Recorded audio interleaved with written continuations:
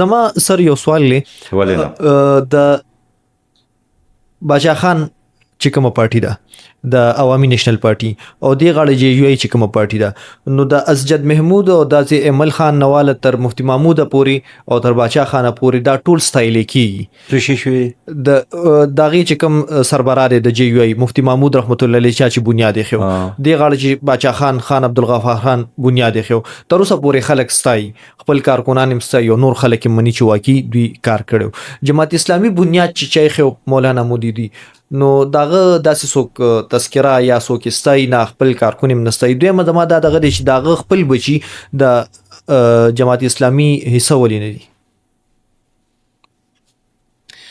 ګوره سید مودودي رحمت الله علیه بنیادی پیغام ذات طرف ته نه دی نه خپل خاندان طرف ته دی.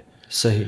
د جماعت اسلامي دستور کې دا خبره لیکلې ده او دې ټکی زه د ټولو نه زیات متاثر کړم چې په جماعت اسلامي کې به خلک مونږ خپل امیر ته نه رابلو مونږ به الله او رسول ته رابلو. د دې وجه نه دلته د پارټۍ مشر محور نه دی محور الله او رسول دی نظریه ده عقیده ده یوه جی جبکې تاسو چې د کوم شخصیاتو نومونه واغستل جی هغوی د خپل ټول تحریک د ځان نه پس بیا زوی ته او د زوی نه پس نوسي ته او د نوسي نه پس ورکړ وسي ته جی لکه اوس دا وخت ANP ده لویه پارټي ده د خیبر پښتونخوا جی او په دې کې هر رنګ تکړه او قابلان او پوهان او دانا بینا جهندیده خلک شته جی خو مجال شته چې د هغې مشري به چېرته د دغه یو خاندان نه بل خاندان ته منتقل شي سوال نه پیدا کېږي. دغه شان په دې JUI کې هم ډېر لوی لوی علماء کرام سکالرز موجود دي خو ممکن نه ده چې د دغې پارټۍ مشري د خپل د یو خاندان نه چېرته بل خاندان ته منتقل شي. یوه زما عرض واوره په دې بنیاد باندې جماعت اسلامي د دې پارټو په نیچر کې فرق دی. زمونږ را ټوله پارټي د یو دستور په بنیاد چلیږي او هر کارکون چې رکن جوړیږي اور ته دستور ویلې کېږي هدایات کې چې را تنظیم به چلو څنګه او د دغه پارټیانو چې مونږ قدر کوو د مشرانو سره زمونږ یاري دوستی ده خو هغه ټول محور چې کوم دی هغه هم د هغه خاندان دی نه پیپل پارټي د زرداری د خاندان نه ته ایستلی شي نه مسلم لیگ د شهباز شریف د خاندان نه ته ایستلی شي وغیره وغیره. یوه دویم دا چې څو پورې د مولانا مودودي رحمت الله علیه د ذات خبره ده نو بنیادی خدا ده چې هغه موږ د خپل ذات غلامان نیو جوړ کړي. په شورا کې تقریر موجود دی چې د یو عالم په حیثیت باندې یو مسلکی مسله یعنی یو فقهي مسله راپېښه شي جی زه په هغې کې امام ابو حنیفه هم لولم امام مالک هم لولم امام احمد بن حنبل هم لولم جی ٹھیک ہے نا امام محمد هم لولم په دې ټولو نه پس زما یو رایه جوړه شي جی زه په هغې باندې عمل کوم. صحیح. خو تاسو چې د جماعت اسلامي ارکان کارکنان یا زما د پارټۍ ملګري یې تاسو زما د فقهي رایې پابند نه یې. صحیح. تاسو فقه کې آزاد یې. صحیح. که یو سړی د دیوبند په فکر روان دی که یو سړی د اهل حدیثو په فکر کې روان دی وغیره وغیره په دې کې پابندي نشته. لکه څنګه موږ د حج کوو جی نو هر سړی د خپل مسلک مطابق هلته کې لګیایي بالکل خو څوک هم یو بل د ګریبان نه نیسي چې دا خو د خدای کور دی او تا پکې ولې امین په زوره ووې او دا لاسونه یې د نامه په ځای باندې په سینه باندې ولې کېښودو چاته بد هم نشي کتلی.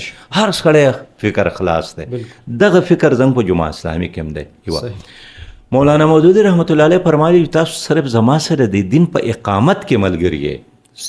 تاسو چې د کم ډیسپلن پابند یې هغه د دین د اقامت لپاره د تنظیم قائل پابند یې زمانه یې پابند. او دغه وجه ده چې هغه د خپل حیات کې د خپل پارټۍ مشر خپل زوی جوړ نه کړ نه هغه یې رامخکې کړ نه هغه ته څه منصب ورکړ بلکې میاں طفیل محمد صاحب یو وکیلو هغه د جلندرو او آرایم د قوم نه بیا میاں صاحب هم خپل زوی چېرته د صوبې یا د ضلعې امیر نه دی جوړ کړی قاضي حسین احمد صاحب جوړ شو د کاکا صاحبو زیارت کاکا صاحب بیا د هغه نه پس د کراچۍ سید منورحسن جوړ شو بیا د منورحسن نه پس هغه د ضلع دیر د غرونو د پاک افغان بارډر د مسکینی کاکس د سمرباغ سراج الحق جوړ کو دا غې نه پس بیا د کراچۍ جناب نعیم الرحمن صاحب جوړ کو نو د دې تنظیم او د نورو تنظیمونو په دې منځ کې د ځمکې او د اسمان فرق دی په دې وجه باندې دا د پلار نه پس زوی ته او د زوی نه پس نوسی ته پراپرټیز په شکل له بدلېدو لپاره نه دی. باقي د مولانا مودودي کتابونه مونږ ګورو او هر سړی چې رکن جوړیږي نو هغه د مولانا مودودي د لټریچر یو لویه برخه لوستلي. په مولانا مودودي باندې تقریبا 350 PhD د پاره مقالې لیکل شوې دي. 350 یو لویه اداره جوړه شوې ده په لاهور کې چې په هغې باندې مستقل خلک ناست د مولانا مودودي په کتابونو په لټریچر باندې ریسرچ کوي. دا صرف په پاکستان کې نه اوس په ټوله دنیا کې یو دلچسپ خبره راته کوم. جی سر. دلته په سنټ کې د امریکې یو سینیټر راغلی نو هغه وخت کې رضا رباني زموږ د سنټ چیرمن و. صحیح. اصل د ټولو سیاسي جماعتونو د مشرانو میټینګ و. صحیح. نو رضا رباني صاحب تعارف وکړی دا پیپلز پارټي مشر دی، دا د NP مشر دی، دا د JUI مشر دی، دا د مسلم لیگ مشر دی، دا د MQM مشر دی. زما نمبر چې راغی چې دا سراج الحق دی د جماعت اسلامي مشر دی.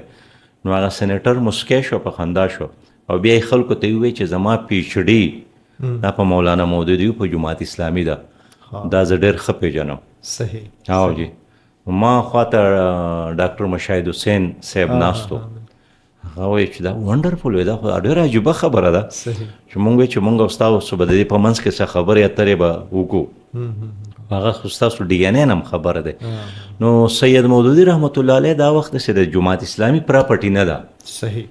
دا د ټول امت پراپرټي ده او د دنیا یوه لایبرري داسې نشته چې په هغه کې به د مولانا مودودي لټریچر پروت نه وي، هم په اردو کې، په عربۍ کې، په فرانسیسۍ کې. مونږ چې چېرته بهر ته لاړ شو، لایبرري ته ورشو، نو که نور هیڅ نه نو سید مودودي یو کتاب هلته به خامخا تا ته په نظر راځي. صحیح. صحیح.